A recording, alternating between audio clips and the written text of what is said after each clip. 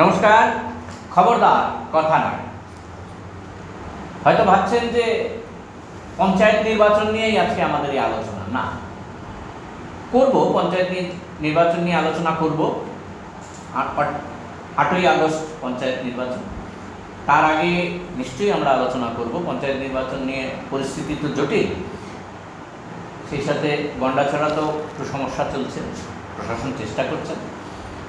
আমরা সেই বিষয়ে আলোচনা করব না, তার থেকেও একটা গুরুত্বপূর্ণ বিষয়, সর্বশিক্ষার শিক্ষার্থী যারা রয়েছেন, যারা এই রাজ্যের শিক্ষা বিস্তারের ক্ষেত্রে একটা গুরুত্বপূর্ণ ভূমিকা নিয়েছিলেন, বিশেষ করে সাক্ষরতা অভিযানের সময়, তাদের বিষয়ে মাননীয় হাইকোর্টের ডিভিশন বেঞ্চ একটা অত্যন্ত গুরুত্বপূর্ণ রায় দিয়েছেন।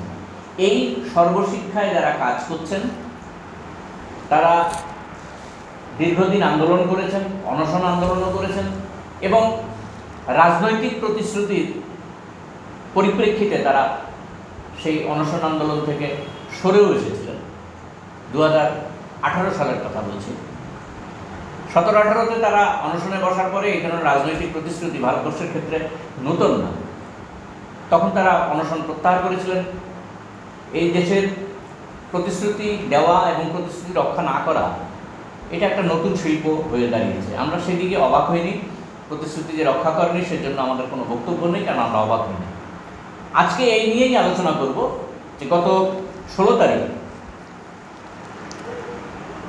রাজ্য হাইকোর্টের ডিভিশন বেঞ্চ বিচারপতি অপরেশ কুমার সিংহ এবং বিচারপতি এস দত্তপ্রকাশ একটা রায় দিয়েছেন। আর এখন সব কিছু তো ঐতিহাসিক, আমরা সেই ঐতিহাসিক কথাটা বলছি না।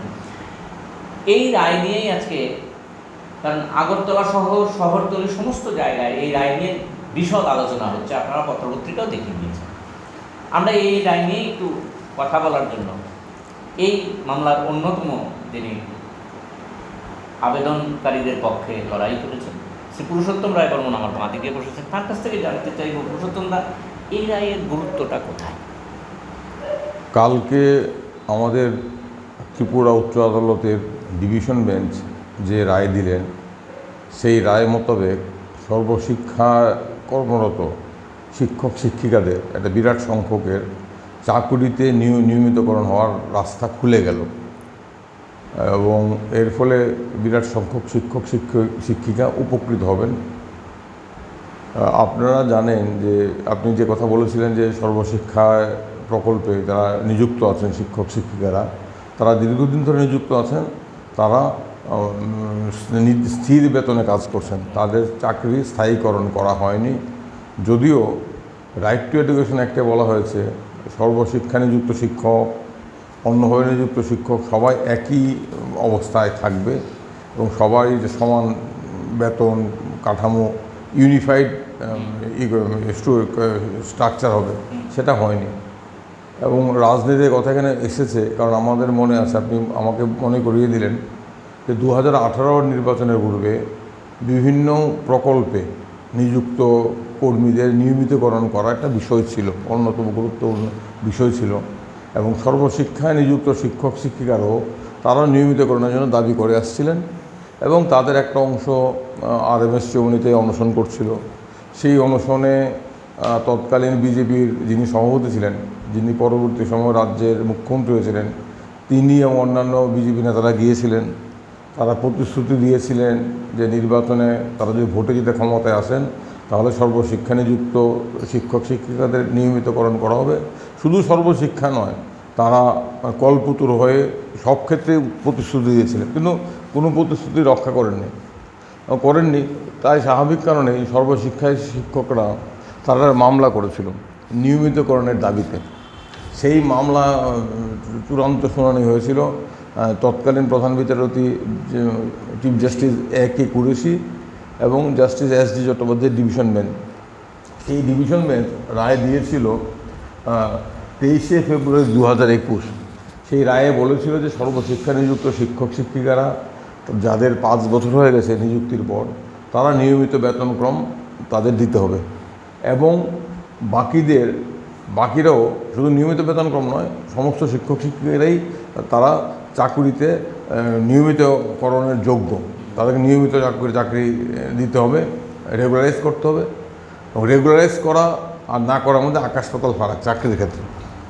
এবং এর জন্য রাজ্য সরকারকে একটা স্কিম তৈরি করতে হবে।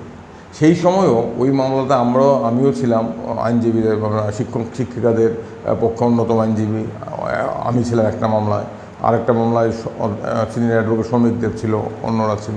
তো সেই সময় রাজ্য সরকারের তরফ থেকে স্পষ্ট করে বলা হয়েছিল এই সমস্ত শিক্ষিকাদের ন্যূনতম যোগ্যতা নেই, ন্যূনতম শিক্ষাগত যোগ্যতা এবং পেশাগত যোগ্যতা নেই, যেটাকে বলে essential academic and professional qualification নেই। সেই কারণে তারা নিয়মিতকরণ হওয়ার যোগ্য নন এবং তারা সমকাজে সমবেতন পেতে পারেন না। যারা ক্ষমতায় আসার পূর্বে বলেছিলেন তাদের নিয়মিতকরণ করবেন, তাদের পক্ষে থাকবেন, তারাই ক্ষমতায় এসে সরকারে বসে তারা তো নিয়মিতকরণ করলেনই না, বরং এই নিয়ে যখন মামলাও হলো সেই মামলায় তারা আদা জল খেয়ে এই মামলায় যাতে সরকার পক্ষ জয়ী হয়, শিক্ষক শিক্ষিকারা পরাজিত হয়, তার জন্য আদা জল খেয়ে মাঠে নেমেছিলেন এবং তারা বলেছিলেন যে তাদের শিক্ষাগত যোগ্যতা নেই, তাদের নিয়মিতকরণ করা যাবে না, তারা RTI অ্যাক্ট অনুযায়ী শিক্ষক হওয়ার যোগ্য নন, উপযুক্ত নন।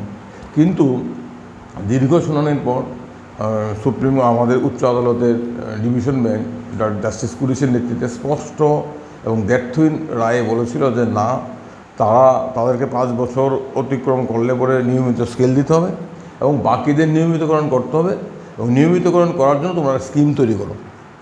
এবং এটাকে যে যোগ্যতা আছে এই প্রশ্নে স্পষ্ট করে উচ্চ আদালত বলেছিল তারা যোগ্য। তোমরা যে বলছো তারা যোগ্য নয়, তাদের এডুকেশনাল এবং প্রফেশনাল কোয়ালিফিকেশন নেই, তার জন্য নিয়মিতকরণ করা যাবে না, এই বক্তব্য আমরা গ্রহণ করছি, আমরা অগ্রাহ্য করছি, আমরা রায় দিচ্ছি তারা যোগ্য। তারপর কি হলো, তখন শিক্ষক শিক্ষিকারা আশায় বুক বাঁধলেন এবার বোধহয় শিক্ষা দপ্তর হাল ছেড়ে দেবে, তাদের অধিকারের স্বীকৃতি দেবে, আদালতের রায় কার্যকর করবে। কিন্তু রায় কার্যকর করার ক্ষেত্রে তারা স্কিম তৈরি করলো, স্কিমটা করার ক্ষেত্রে তারা একটা কারসাজি করলো। তারা কারসাজি করে একটা বিরাট সংখ্যক শিক্ষক শিক্ষিকাকে এই স্কিমের আওতায় অর্থাৎ নিয়মিতকরণের আওতা থেকে বাদ দিয়ে দিল। তাদের কি যুক্তি? তাদের যুক্তি হলো সেই পুরনো যুক্তি যে তারা at the time of their entry into the school they did not possess minimum academic and professional qualification। এই যুক্তিতে ওই 23শে সেপ্টেম্বর 2021 রাজ্য সরকারের স্কিম করেছিল। সেই স্কিমে তারা অল্প সংখ্যক শিক্ষক শিক্ষিকাকে নিয়মিত করেছে, কিন্তু স্কিমটা এমনই করেছে, এমনই উদ্দেশ্যপ্রণোদিতভাবে বদমতলব নিয়ে শিক্ষা দপ্তর আমলারা তৎকালীন মন্ত্রীর নির্দেশে এরকম একটা স্কিম তৈরি করলো, যে স্কিমে হাইকোর্টের রায়কে অগ্রাহ্য করা হলো এবং বিরাট সংখ্যক শিক্ষক শিক্ষিকাকে নিয়মিতকরণের সুযোগ থেকে বঞ্চিত করে দেওয়া হলো। বললো তোমরা at the point of entry তোমাদের ন্যূনতম যোগ্যতা ছিল না, বাদ দিয়ে দিল বিরাট সংখ্যক শিক্ষক শিক্ষিকারা। তারপর আবার হাইকোর্টে মামলা হলো, আবার উচ্চ আদালতে মামলা হলো। আমরা অনেকগুলো মামলা হয়েছিল, এর মধ্যে একটা বিরাট সংখ্যক শিক্ষক শিক্ষিকার পক্ষে আমরা ছিলাম, অন্যরাও ছিল। তো সবগুলো মামলাই একসাথে শুনানি হয়েছিল। একক বিচারপতি 23শে মে 2023 রায় দিয়ে বললেন যে না, তারা এই সমস্ত শিক্ষক শিক্ষিকারা তাদেরকে স্কিমের আওতাভুক্ত না করে, রেগুলেশন না করে রাজ্য সরকার সঠিক সিদ্ধান্ত নিয়েছে। রাজ্য সরকারের সিদ্ধান্ত আইনগত বা পদ্ধতিগত ভুল নেই, তারা শিক্ষক পদে ন্যূনতম যোগ্যতা হিসেবে তারা যোগ্যতাহীন ছিল, এই কারণে তাদের রেগুলাইজ করা হয়নি। এই রায় দিল উচ্চ আদালতে একক বিচারপতি। এর বিরুদ্ধে একগুচ্ছ রিট মামলা হল। সেই রিট মামলায় আমাদের বক্তব্য ছিল যে উচ্চ আদালতে একক বিচারপতি ভুল করেছেন, আমাদের যোগ্যতা আছে এবং আমরা NCERTর রেগুলেশন 2001 সেই অনুযায়ী আমরা ন্যূনতম শিক্ষাগত এবং পেশাগত যোগ্যতা আমরা অর্জন করেছি, আমাদের রেগুলেশন করার অধিকার আমার হয়েছে, আমরা রেগুলার হতে পারি। তো উচ্চ আদালতে ডিভিশন বেঞ্চও আবার সরকার আদা জল খেয়ে সওয়াল করলো যেটা কোনোভাবে রেগুলেশন করা যায় না। কিন্তু আমরা বললাম যে ইতিমধ্যেই আরেকটা ডিভিশন বেঞ্চ আপনার 23শে ফেব্রুয়ারি 2021 বলে দিয়েছে আমরা যোগ্য। তারপর সরকার বলছে আমরা যোগ্য নয়। একক বিচারপতি আমাদের বক্তব্য ভুল করেছেন, সঠিক সিদ্ধান্ত দিতে পারেননি।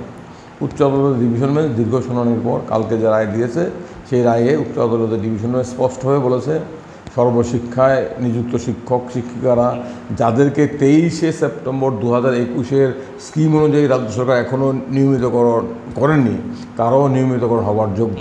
দে are also entitled to be regularized in their service. কেন বলছে? উচ্চ আদালত বলেছে যে তারা 2001-এর NCERT রেগুলেশন 2001 সেই অনুযায়ী তারা প্রফেশনাল এডুকেশনাল কোয়ালিফিকেশন দুটোই আছে। এই রায়ের ফলে এক বিরাট সংখ্যক শিক্ষক শিক্ষিকা উপকৃত হবেন। তাদের উপর এতদিন ধরে যে অনিশ্চয়তার খাড়া ঝুলছিল, সেই খাড়া সরে গেল। এখন যদি তারা রেগুলার না হতেন কী হতো? তারা 20 বছর 25 বছর চাকরি করলেন, চাকরি করে যখন অবসরে যেতেন শূন্য হাতে ঘরে ফিরতেন। তারা না পেতেন পেনশন, না পেতেন গ্র্যাচুইটি, না পেতেন লিভ অ্যান্ড ক্যাস্টুডি, কিছুই পেতেন না। এখন নিয়মিতকরণ তাদের নিয়মিতকরণ করতে হবে, তারা সব সুযোগ সুবিধা পাবেন। তো আমি বলবো এই রায় শিক্ষক শিক্ষিকাদের একটা বিরাট জয়, এবং শিক্ষক শিক্ষিকাদের যে হেনস্থা করার যে একটা সুগভীর চক্রান্ত শিক্ষা দপ্তর রাজ্য সরকার করেছিল, সেই চক্রান্ত যেই ষড়যন্ত্র, এই সব চক্রান্ত ষড়যন্ত্রের বিরুদ্ধে শিক্ষক শিক্ষিকারা উচ্চ আদালতের ডিভিশন বেঞ্চে এসে অবশেষে বিজয় অর্জন করলেন, ন্যায়কে প্রতিষ্ঠা করতে পারলেন। ঠিক। একটা বিষয় খুব স্বাভাবিকভাবেই আসছে যে 2018 সালের 1 জুলাইয়ের পর থেকে যাদের চাকরি হবে তাদের পেনশন টেনশন ইত্যাদি কিছু থাকবে না। এই ক্ষেত্রে কি এই স্কিমটা প্রযোজ্য হবে? এই প্রশ্নটা রয়ে গেছে। এখন কত 2018-এর 1 জুলাই থেকে নতুন পেনশন স্কিম চালু হয়েছে। এখন সুপ্রিম কোর্ট দিল্লি এবং কয়েকটি রাজ্যের বিভিন্ন মামলায় বলেছে যে 2018-র 1 জুলাইয়ের পরে নিযুক্তি হলেও যদি নিযুক্তি প্রক্রিয়া 2018-র 1 জুলাইয়ের পূর্বে শুরু হয়, তাহলে 2018-র 1 জুলাইয়ের পরে কাজে যোগ দিলেও পুরনো পেনশন স্কিমেই যাবে। এইটা একটা আছে। আবার এখানকার রাজ্য সরকার কী করেছে, 2018-র 1 জুলাইয়ের পর যারা আসছে তাদেরকে দিয়ে একটা আন্ডারটেকিংয়ে দিতে বাধ্য করছে।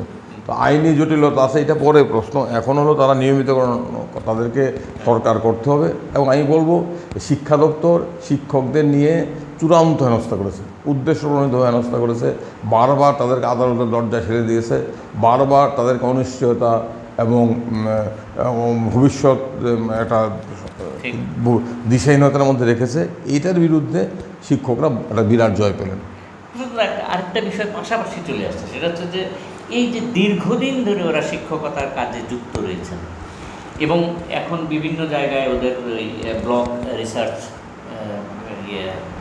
পার্সন, আবার কোনো জায়গায় ক্লাস্টার রিসার্চ পার্সন ইত্যাদি হিসেবে নিয়োগ করা হচ্ছে, নতুন করে দেওয়া সরকার। এখন কথা হচ্ছে যে এই যে দীর্ঘদিন ধরে শিক্ষার উন্নয়নের ক্ষেত্রে তাদের একটা ভূমিকা আছে, কোনো সন্দেহ নেই। এই যে জায়গাটায় এই যে ওদের নিয়মিতকরণ করার ক্ষেত্রে এই যে ব্যাপারটা প্রত্যেকবারে প্রত্যেক মানুষকেই যদি এই সমস্ত ব্যাপারে আদালতে দৌড়তে হয়,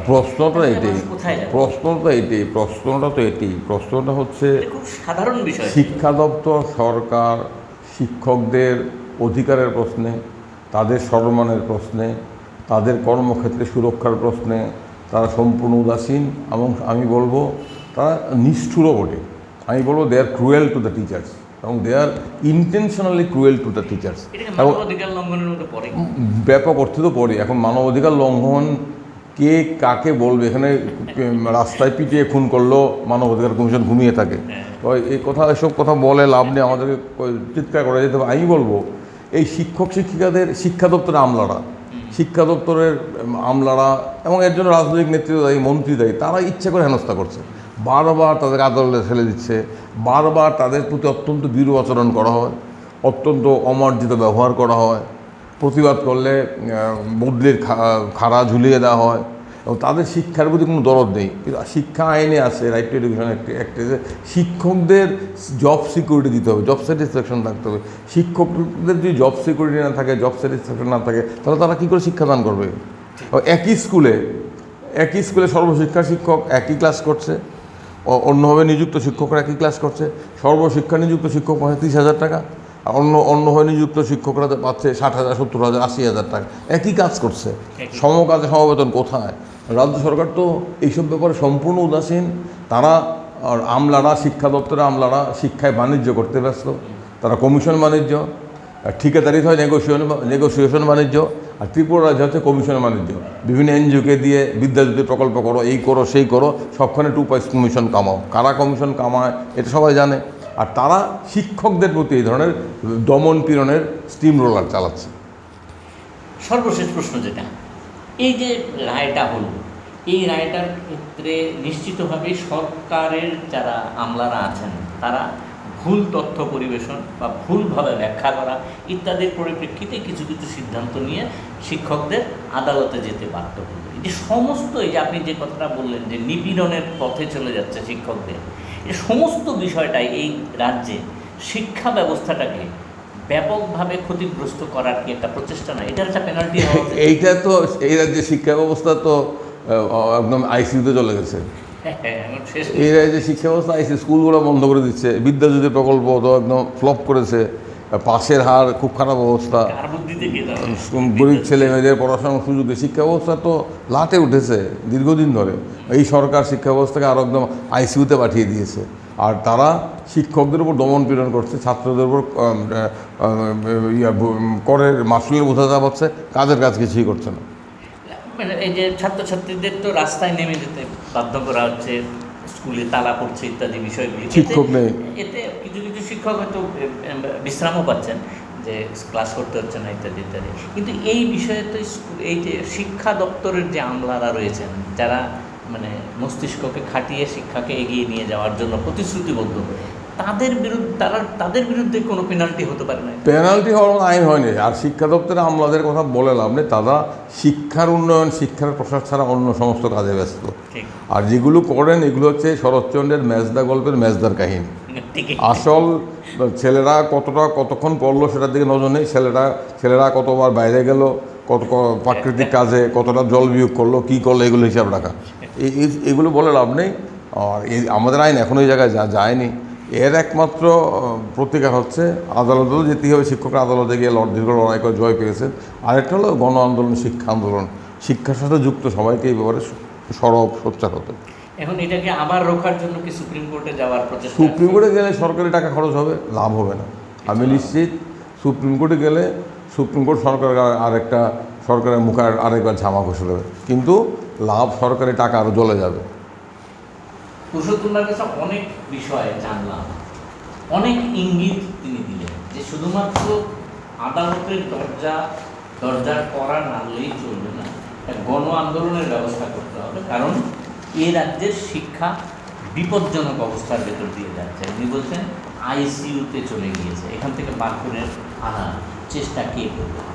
সরকার প্রধানের কাছে নিবেদন তো থাকবে, পাশাপাশি সাধারণ মানুষও যদি এগিয়ে না আসে, সেখান থেকে আর কোনো ডাক্তার বদলি প্রয়োজন হবে না। তার আগেই এই শিক্ষা ব্যবস্থা যে জায়গায় যাওয়ার সেখানে চলে যাবে।